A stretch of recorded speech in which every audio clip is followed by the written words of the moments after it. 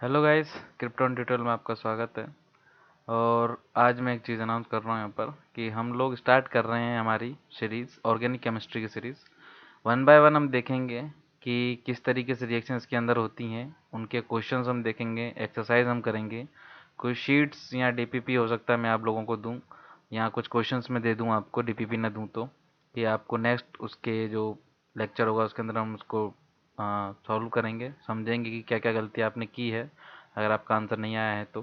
ठीक है, तो ये लेक्चर नंबर 1 है आपका। ठीक है, this is your lecture number 1। Lecture number 1 के अंदर सबसे जो इम्पोर्टेंट चीज़ है वो आप लोगों को ये समझनी है कि हम जो ये चीज़ पढ़ रहे हैं उसके अंदर ऑर्गेनिक केमिस्ट्री मतलब क्या, रिएक्शंस होना। अब ऑर्गेनिक केमिस्ट्री को बेसिकली कंसेप्चुअल बोला जाता है, तो कंसेप्चुअल बोलने के पीछे रीज़न क्या है ये भी तो समझना होगा आप लोगों को।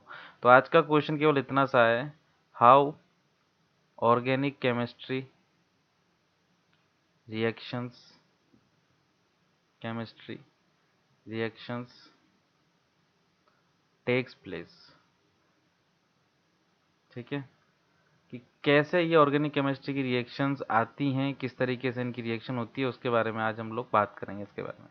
ठीक है, ऑर्गेनिक केमिस्ट्री की रिएक्शंस जो डिपेंड करती है वो डिपेंड करती है आपके इलेक्ट्रॉनिक इफेक्ट्स के ऊपर। ठीक है, अगला जो लेक्चर स्टार्ट होगा हमारा लेक्चर नंबर 2, उसके अंदर हम इलेक्ट्रॉनिक इफेक्ट्स के बारे में देखेंगे कि कौन कौन से इलेक्ट्रॉनिक इफेक्ट्स होते हैं, किस किस वजह से ये होते हैं। ठीक है, इन जनरल तो आप देख ही सकते हो कि इलेक्ट्रॉनिक यानी कि इलेक्ट्रॉन की वजह से होने वाले जो इफेक्ट्स हैं। अब इलेक्ट्रॉन का उसके अंदर कुछ तो डिस्प्लेसमेंट होता है। डिस्प्लेसमेंट मतलब थोड़ा सा सरकते हैं, बस कहीं जाते नहीं हैं, बस थोड़ा सा खिसक जाते हैं बॉन्ड के लिए। अब बॉन्ड में किस तरह से खिसकते हैं वो इलेक्ट्रोनेगेटिविटी पर डिपेंड करती है। ठीक है, वो चीज़ आप लोगों को आती होगी I think and I hope. और कुछ में ऐसा भी होता है कि इलेक्ट्रॉन पूरी तरीके से क्या हो जाता है, ट्रांसफ़र हो जाता है। तो वो सारी चीज़ें हम एक एक करके देखेंगे। लेकिन जो बेसिकली आज का टॉपिक है कि क्यों और किस तरीके से रिएक्शन जगह लेती है, तो मैं एक एग्जांपल आपको समझाता हूँ। जैसे मैंने लिखा आर एक्स, और यहाँ लिखा मैंने एन यू माइनस।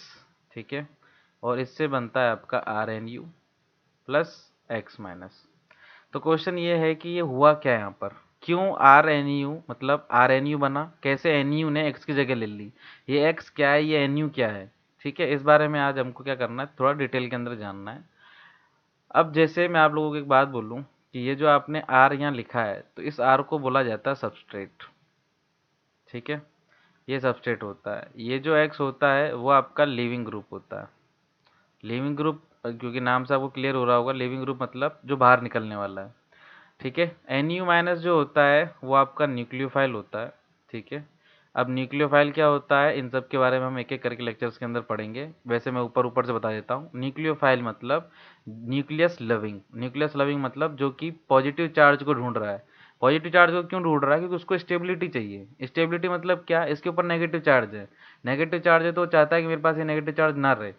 क्यों ना रहे, क्योंकि कोई भी अगर चार्ज किसी के ऊपर रहता है तो उसके ऊपर कोई भी अपोजिट चार्ज का अगर अटैक कर सकता है, यानी कि उसको हमेशा क्या रहेगा, डर रहेगा कि कहीं कोई मुझ पर अटैक ना कर दे। तो हर कोई क्या चाहता है, अपने आप को स्टेबल करना चाहता है। ठीक है, इन जनरल मैंने यहाँ पर एन यू माइनस लिखा है, बट जरूरी नहीं है कि एन यू माइनस दे आपको वो, यहाँ पर आपको वो न्यूट्रल फॉर्म में भी दे सकता है। तो न्यूट्रल फॉर्म में क्या होता है कि उसके पास लॉन पेयर्स होते हैं। ठीक है, तो लॉन पेयर्स क्या करते हैं, डोनेट किए जाते हैं इस। अब डोनेट किसको किए जाएंगे, अब ये एक अच्छा क्वेश्चन है। तो यहाँ पर उस क्वेश्चन को समझते हैं। ये जो आपने आर एक्स लिखा है यहाँ पर, आर एक्स में एक्स जो होता है इन जनरल हेलोजन होती हैं। ठीक है, अब हेलोजन जो होती हैं वो कहाँ आती हैं, ग्रुप के अंदर। मतलब अगर बात की जाए तो ग्रुप नंबर 17 में आती हैं, और सबसे लास्ट में आती हैं, मतलब राइट साइड में आती हैं बिल्कुल। और राइट साइड में जाने पर हमें पता है कि इलेक्ट्रोनेगेटिविटी इंक्रीज होती है, और इलेक्ट्रोनेगेटिविटी इंक्रीज होगी तो इलेक्ट्रोनेगेटिविटी क्या करेगी कि कोवेलेंट बॉन्ड के इलेक्ट्रॉन को अपनी तरफ अट्रैक्ट अट्रैक्ट करने की वजह से क्या हो जाएगा, अट्रैक्ट करने की वजह से ये जो आपका एक्स है उसके ऊपर डेल नेगेटिव आ जाएगा, और जो आर है उसके ऊपर क्या आ जाएगा, डेल पॉजिटिव। अब डेल नेगेटिव डेल पॉजिटिव का क्या मतलब है, तो डेल पॉजिटिव डेल नेगेटिव का मतलब है पार्शियल चार्ज। ठीक है, पार्शियल पॉजिटिव चार्ज और पार्शियल नेगेटिव चार्ज। तो अभी मैं पार्शियल चार्ज लिखकर छोड़ दे रहा हूँ, पॉजिटिव नेगेटिव आप अपने हिसाब से लगा लीजिएगा। ठीक है, पार्शियल चार्ज का मतलब ये होता है कि बॉन्ड के इलेक्ट्रॉन पूरी तरीके से नहीं गए, केवल थोड़ा सा स्लाइटली क्या हो गए, किसी एक की तरफ हो गए। और किसकी तरफ हो गए, जिसका इलेक्ट्रोनेगेटिविटी फैक्टर नेचर ज़्यादा है। तो electronegativity of X greater than electronegativity of R. What is R, तो इन जनरल जो आर आपका होता है वो कार्बन का कोई कंपाउंड होता है। क्या होता है, compound of carbon, compound of carbon.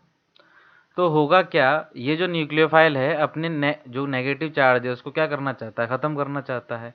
खत्म करना चाहता है मतलब वो चाहता है कि मेरे ऊपर नेगेटिव चार्ज ना रहे, ताकि मेरे ऊपर कोई अटैक ना कर सके, मैं फ्री रहूं। तो ये क्या करता है, ये अपना नेगेटिव चार्ज लेकर जाता है और यहाँ जहाँ डेल पॉजिटिव, जहाँ पॉजिटिव चार्ज जनरेट हुआ था वहां पर दे देता है।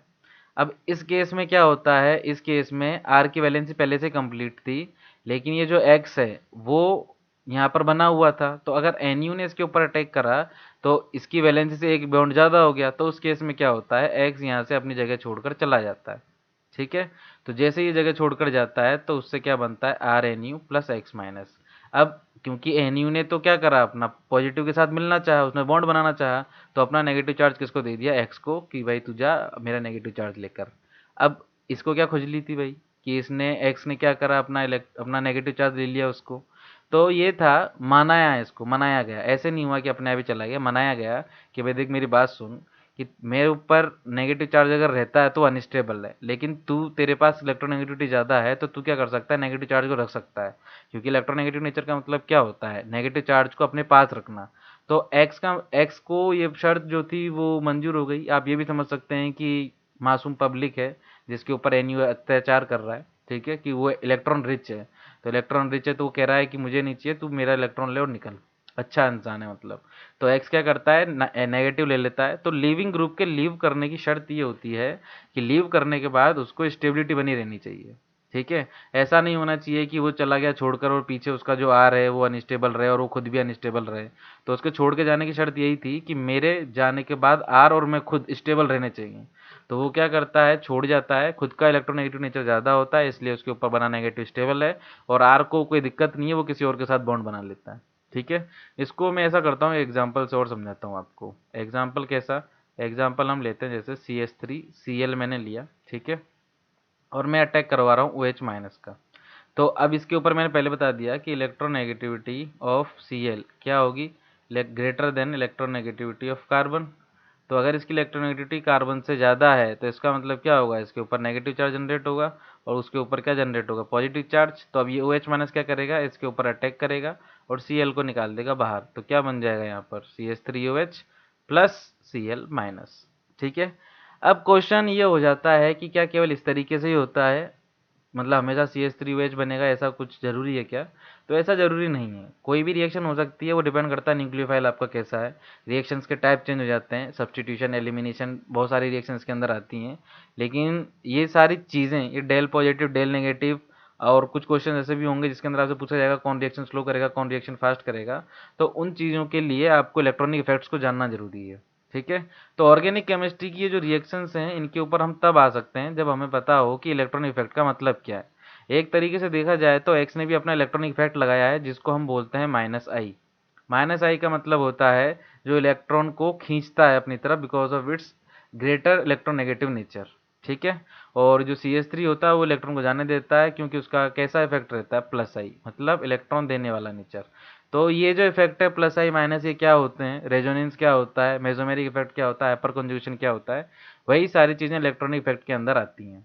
ठीक है, और इलेक्ट्रॉनिक इफेक्ट के अंदर ही आप लोग ये देखोगे कि जो क्वेश्चन थ्योरेटिकली पूछे गए हैं आज तक एडवांस के अंदर या नीट के अंदर, तो वो क्वेश्चन थ्योरेटिकली भी पूछे गए हैं। तो थ्योरेटिकली मतलब कि क्या होता है इनके अंदर, क्या इलेक्ट्रॉन पूरी तरीके से चले जाते हैं बॉन्ड के, या फिर बिल्कुल एक ऐसा होता है कि इलेक्ट्रॉन डिस्प्लेस हुए।